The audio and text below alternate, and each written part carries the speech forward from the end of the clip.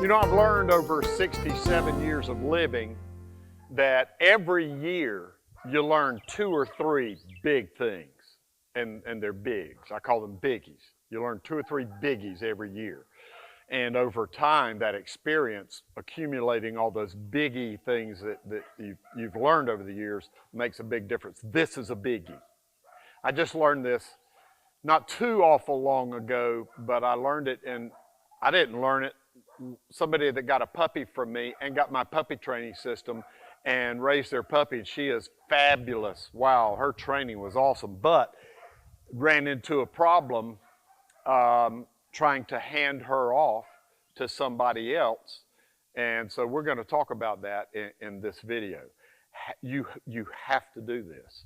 Now, your dog may just naturally be okay. For instance, you go to the vet. It's time for their annual checkup. You have your puppy on a leash, and you hand the lead to the vet tech, and they take your dog, adult or puppy, whatever, into the back to do whatever it is they're going to do. If your puppy does not have experience being handed over to a total stranger and going through a door with them and leaving you behind, you need to do that. Your puppy, as it's being raised up, needs to understand what to expect when my daddy or my mama hands the leash off to somebody else and I have to go with that person and it not be a problem.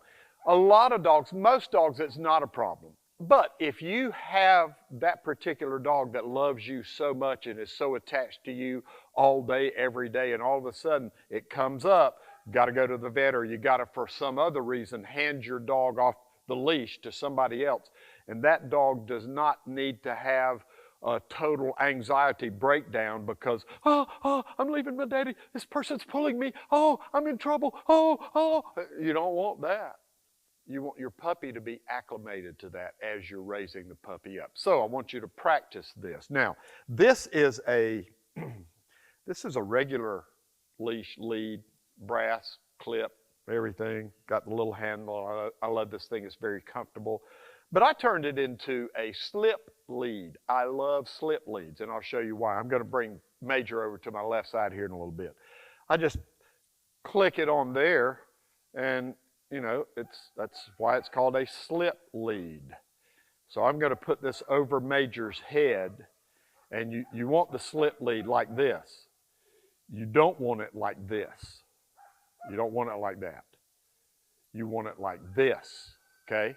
So I'm going to put this over Major's head. He's had it done 1,000 times. We'll see how he does. Major, good boy, right here. No. It's middle of the day, it's hot, it's almost summertime, and he's just had a meal and he's just kind of like dragging a little bit, so sorry, he's not just like perfect. But I'm going to take this, I'm going to put it over his head, and then I want to keep this high up on his neck, or on your dog's neck. That way you have the best control. Now, what you want to do is set this up. If you're alone and you're raising a puppy, you have to set it up with a visitor. Do this in the home. Have a visitor that the puppy's never met come to your home, and you set this up to where you hand the leash off to the visitor and have the visitor go back into a bedroom in the house, and you go a different direction. And the puppy may just naturally go with them. Great. But if the puppy's anxious and pulling and they'll get acclimated to this, and the training process will be a lot easier. So you just hand this off in the home, and then you want to do the same technique in the yard or out in the open, and then you want to do it in an urban environment. You can do it at the vet, you can do it at Home Depot, you can do it wherever. You do it in an urban environment.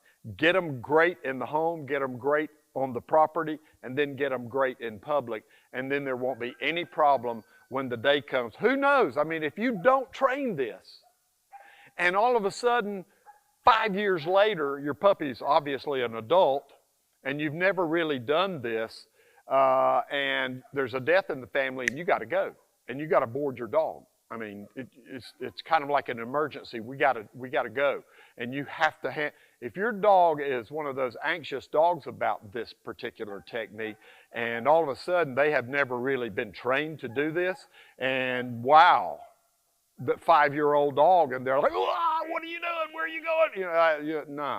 We don't want that. That's why it's so important. You don't want to wait till you need the dog to know something to try to get them to understand.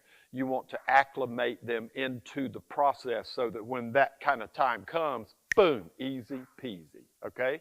So that's real important, and I'm even putting this video in both of my puppy training systems. I have an early puppy training system for young puppies 2 to 6 months old, and I have an older puppy training system for people that maybe have a 6, 8, 10, 12, 14, 16-month-old puppy, and it was never really trained. They didn't know what to do, and they didn't do anything, and now it's big, it's powerful, and it's kind of out of control. So if that applies to you, get my older puppy training system. But we're going to put this video in both of those systems and on our YouTube channel and on Facebook so everybody can understand this technique and use it.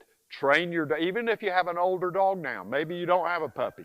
Maybe you have a 3-year or 5-year-old dog and you don't know if they'll do this good or not.